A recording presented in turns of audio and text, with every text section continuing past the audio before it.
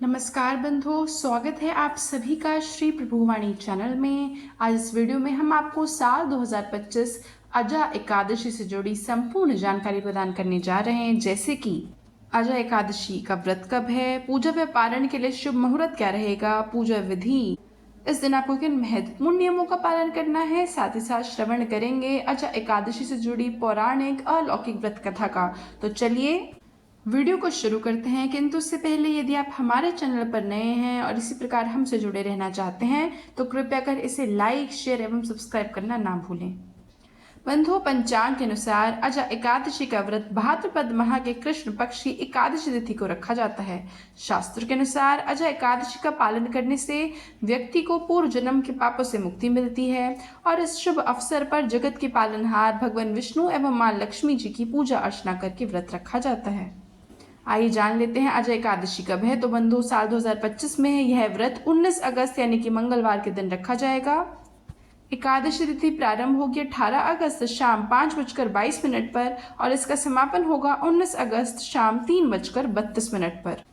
पारण यानी कि व्रत तोड़ने के लिए शुभ मुहूर्त है 20 अगस्त सुबह 5:53 से लेकर सुबह 8:29 तक। आइए अब जान लेते हैं अजा एकादशी से जुड़ी महत्वपूर्ण पूजा विधि। तो बंधुओं, इस दिन सूर्योदय से पूर्व उठकर आप स्नान कर लें और पूजा स्थल में भगवान विष्णु, मां लक्ष्मी की प्रतिमा स्थापित कर उनके समक्ष घी का दीपक जलाएं। पूजा में तुलसी दल, फल फूल और नैवेद्य अर्पित करें। इस दिन विष्णु से इस नाम का पाठ कर व्रत कथा, जिसका श्रवण मैं आपको कुछ ही क्षणों में कराऊंगी, वह करें। द्वादशी के दिन पुनः भगवान विष्णु की पूजा कर व्रत का पारण करें उसी समय में जो आपको बताया गया है। आइए अब जान लेते हैं इससे जुड़े कुछ महत्वपूर्ण नियम। तो बंधुओं, इस दिन आपको चावल यानी कि अक्षत का सेवन बिल्कुल नहीं करना है। जरूरतमंद व्यक्ति को जल, अनाज, कपड़े दान करें। इस दिन ध्यान रखिए आपके घर में कोई भी बाल या नाखून ना कटवाए और दाढ़ी भी ना बनाए। इस दिन आपको तामसिक भोजन जैसे कि प्याज, अदरक, लहसुन, मूंग मसूर की दाल, बैंगन, सेम की सब्जी, इनका सेवन नहीं करना है। बंधु, सबसे महत्वपूर्ण नियम कि इस दिन आपको तुलसी में ना तो जल देना है, ना ही तुलसी के पत्ते तोड़ने हैं, क्योंकि यह पौधा भगवान विष्णु का सर्वाधिक प्रिय पौधा है। तो यदि आपको तुलसी के पत्तों का इस्तेमाल पूजा में करना है तो आप उन्हें एक दिन पहले ही तोड़कर रख लीजिए। एकादशी व्रत की कथा आपको जरूर सुननी है। तो आइए अब हम श्रवण कर लेते हैं अजा एकादशी से जुड़ी पौराणिक अलौकिक व्रत कथा का। ध्यान रहे कि कथा का श्रवण करते समय आप हुंकारा जरूर भरें। तो बंधुओं, बहुत समय पहले एक दानी और सत्यवादी राजा हरिश्चंद्र हुए। राजा हरिश्चंद्र इतने प्रसिद्ध सत्यवादी और धर्मात्मा थे कि उनकी कीर्ति से देवताओं के राजा इंद्र को भी ईर्ष्या होने लगी। इंद्र ने महर्षि विश्वामित्र को हरिश्चंद्र की परीक्षा लेने के लिए उकसाया। इंद्र के कहने से महर्षि विश्वामित्र जी ने राजा हरिश्चंद्र को योग बल से ऐसा स्वप्न दिखलाया कि राजा स्वप्न में ऋषि को सब राज्य दान कर रहे हैं। दूसरे दिन महर्षि विश्वामित्र अयोध्या आए और अपना राज्य मांगने लगे। स्वप्न में किए दान को भी राजा ने स्वीकार कर लिया और विश्वामित्र जी को सारा राज्य दे दिया। अयोध्या से जब राजा हरिश्चंद्र चलने लगे तब विश्वामित्र जी ने कहा, जब तब दान आदि बिना दक्षिणा दिए सफल नहीं होते। राजपाट तुम पहले ही सौंप चुके हो, तो अब दक्षिणा कैसे दोगे? तो हरिश्चंद्र ने महर्षि विश्वामित्र से दक्षिणा देने के लिए 1 महीने का समय लिया और वे काशी आए। काशी में उन्होंने अपनी पत्नी रानी शेवैया को एक ब्राह्मण के हाथ बेच दिया। राजकुमार रोहितवास छोटा बालक था। प्रार्थना करने पर ब्राह्मण ने उसे अपनी माता के साथ रहने की आज्ञा दे दी। स्वयं अपने को राजा हरिश्चंद्र ने एक चंडाल के हाथों बेच दिया और इस प्रकार ऋषि विश्वामित्र को 1000 मोहरे दक्षिणा में दी। महर्षि शेवैया अब ब्राह्मण के घर में दासी का काम करने लगी। चांडाल के सेवक होकर राजा हरिश्चंद्र शमशान घाट की चौकीदारी करने लगे।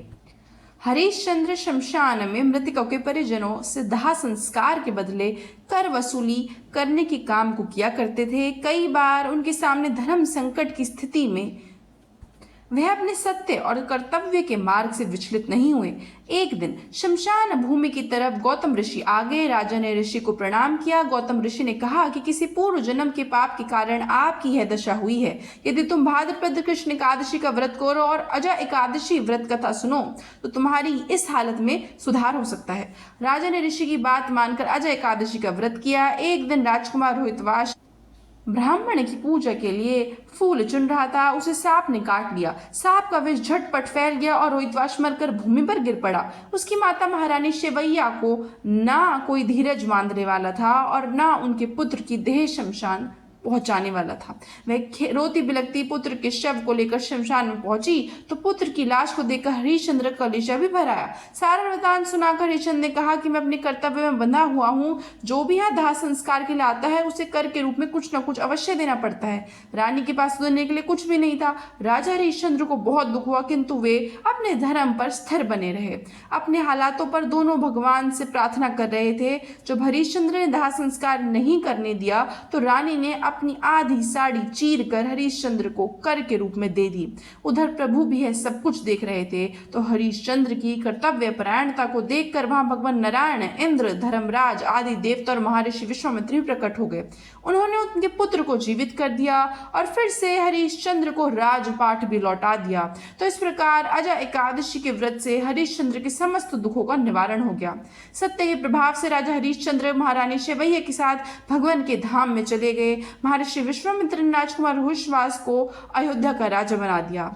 हे राजन, यह सब अजा एकादशी के प्रभाव से ही तो हुआ।